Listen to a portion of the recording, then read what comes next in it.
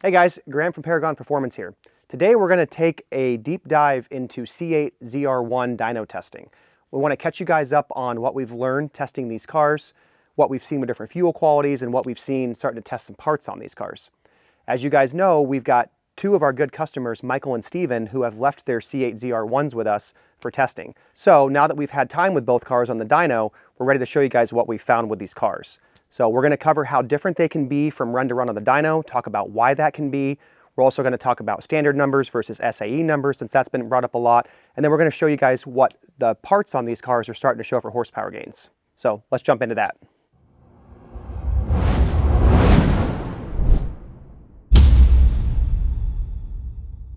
All right, so the first thing I want to cover before we jump into numbers is something that got brought up a lot when we posted the numbers for this car. And that was how we're doing the correction on the dyno. So I'm going to take a moment here to kind of educate you guys on correction factors, what it is, why it exists, how it's used, and why it matters. So correction is used to essentially adjust the numbers that a car is putting out for the conditions in the room of the dyno. Under perfect conditions, perfect temperature, and when I say perfect, I mean, a certain temperature, say around 60 degrees with low humidity and near sea level is where they start the correction from, meaning that if you're in those conditions, the correction is 0. As you go up in elevation, so if the dyno is at high elevation, or as humidity comes up, or as temperature comes up, these things all impact the density of the air going in the engine, so they'll impact how much power it puts down. In order to try to create numbers that are equal, no matter, let's say this car was ran here on our dyno today, taken to Colorado, ran at high elevation, taken to down in the desert, ran at super high temperatures, the whole point of correction is that the numbers produced by this car, no matter its environment, should be pretty similar if a correction factor is being used. So why are there different correction factors? Well, that's a good question. Essentially, standard was an old correction, as I understand it, that was created initially, and then the SAE standard came around later on and is slightly different. The reason why it's different is simply the starting temperatures and conditions are a little bit more common than standard. In other words, standard's ideal conditions are pretty unrealistic conditions. You almost never have really that low of humidity and that low of a temperature in a room. Whereas with SAE's starting 0 conditions, it accounts for a little bit of humidity and a little bit more temperature in the room. So that means that as the correction goes up, standard will always be higher than SAE, but they essentially move together. So that's kind of the important thing to keep in mind. What that means is the more the room is being corrected for, standard's going to produce higher numbers than SAE.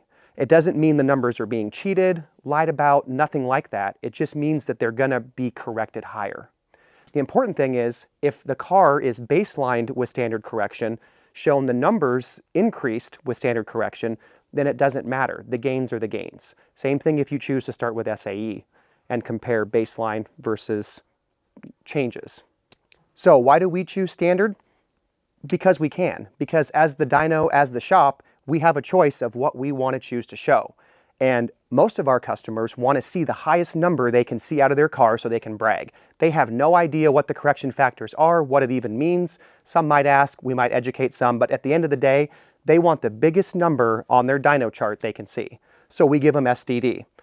If somebody walks in the door and needs SAE for racing sanctions or wants to see SAE, we can easily provide that as well. So we personally as a shop like to do STD, so every time we do videos and we show you guys baselines, performance gains, changes, anything, we're always going to show STD, but we can show SAE if you want to see it.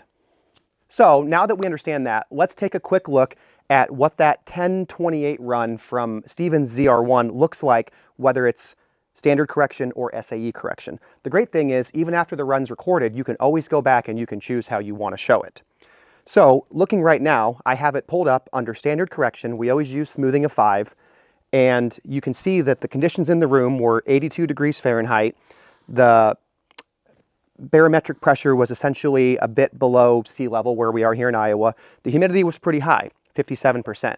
So you can see that the STD 1.06 means it's giving it a 6% correction.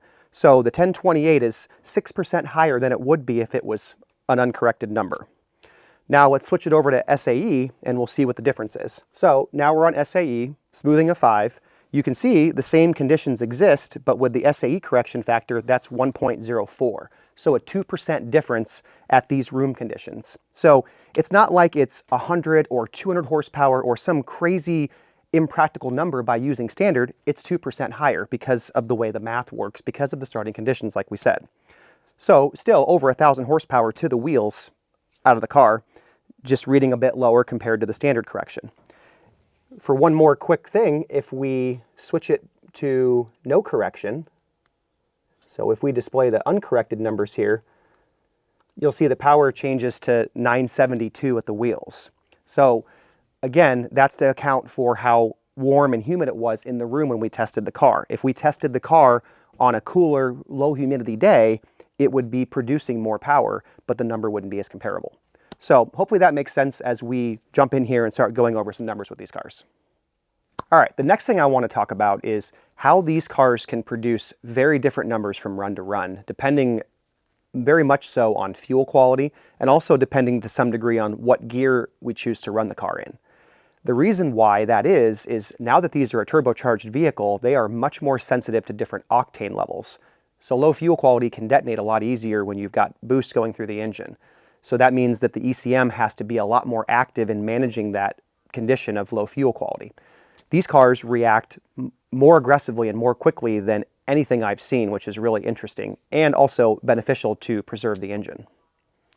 The other factor is fourth gear versus fifth gear for running these cars.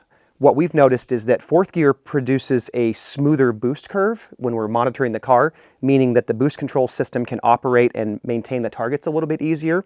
Whereas if we put these cars in fifth gear, we kind of load it up a little bit much, and what we tend to notice is a bit of an overboost condition, a bit of an underboost condition, and then overboost again. So it won't be as smooth of a curve, but we do see a lot more torque because the boost does come in sooner and a little bit higher than target. And we tend to actually see a fair bit more power at 7,000 RPM because there's a bit of an overboost condition that tends to kind of exist there in fifth gear. So when we're trying to dyno test these cars, if we want to see a big number, fifth gear can do it.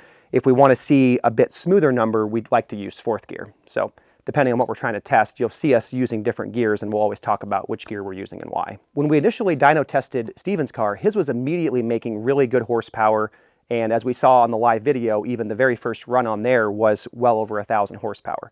When we initially tested Michael's car, we actually saw quite the opposite. We were surprised to see that the very first run was actually only 898 to the wheels. Now that's fourth gear. Typically these cars make somewhere between 920 to 950 in fourth gear from what we're seeing, and they'll be anywhere between 1,000 to 1,030 like we saw on Steven's car in fifth gear. So looking at the fourth gear runs on these cars, the first run was 898, the second run actually dropped down to 850. As I was looking at the data, I was seeing heavy detonation happening on his car because of the fuel quality. The third run, it did correct back a little bit to 862, and then the run after that, it corrected back to 879, but it wouldn't come past that point because it had kind of settled in to learn the fuel that was in the car. The next thing we wanted to do was add some octane booster to it and some fresh 93 octane to get it up to the maximum amount of ignition timing and boost that it will run, and doing so got us up to 933. So quite a variation of runs there depending on fuel quality, depending on how much knock it's seeing. And then this car on the fifth gear test produced 1,002 horsepower. So we didn't quite see as high of numbers on this car as we've seen on Steven's car, but it's certainly very close, and we're going to see those variances from car to car. It's very normal. So the next thing we want to cover is how performance parts are impacting the power on these cars. Now, as you guys have seen historically with Corvettes, with any of our testing, whether it be the Z06 or the Stingray, when you're not changing major components like heads, cam, or going to forced induction, putting performance parts on those cars does offer some gains, but it's pretty minimal because the cars are naturally aspirated. They can only draw in so much air, and they're not really corked up that much from the factory, nor are they very detuned from the factory. Now, the ZR1, on the other hand, we don't know on the tuning unless we can get into it and see how much is left there to gain with potential tuning, but we do know that with turbocharged engines, a lot of times they are a bit more corked up on the intake side and on the exhaust side. When you have forced induction going on, you have much higher exhaust pressures and you have more intake air restrictions because the turbocharger wants to try to pull the air in.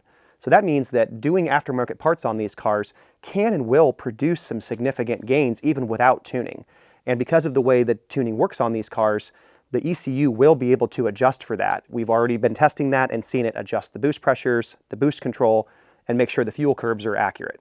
So that's pretty cool on these cars. We can modify them without having to mess with the tuning and see some performance gains. So let's take a look at a couple quick examples from our initial testing here.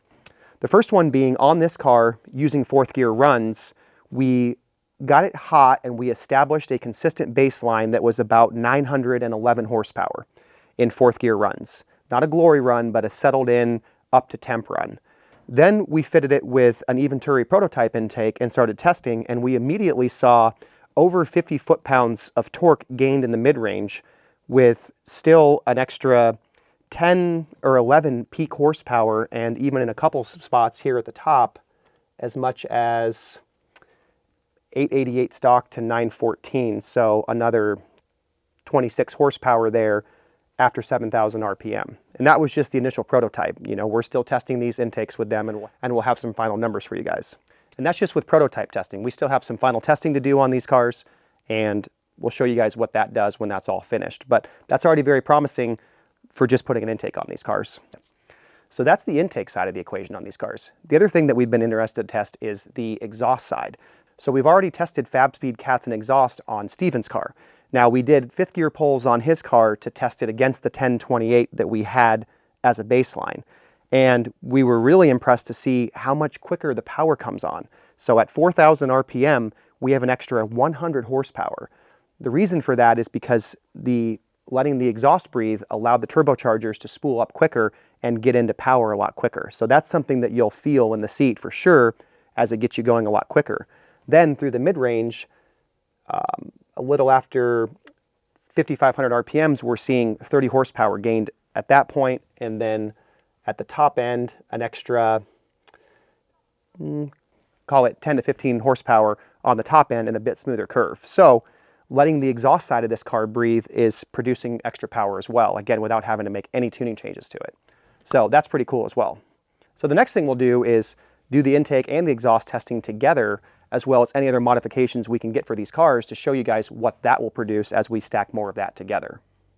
So hopefully this was all informative for you guys, catching you guys up on dyno numbers and everything that we did. These ZR1s are extremely exciting. We were very fortunate to have our hands on a couple of them to get to play with and test. So look forward to some more content coming down the pipe from us. If you guys have any questions that we didn't cover today, ask them in the comments and we'll get back to you guys.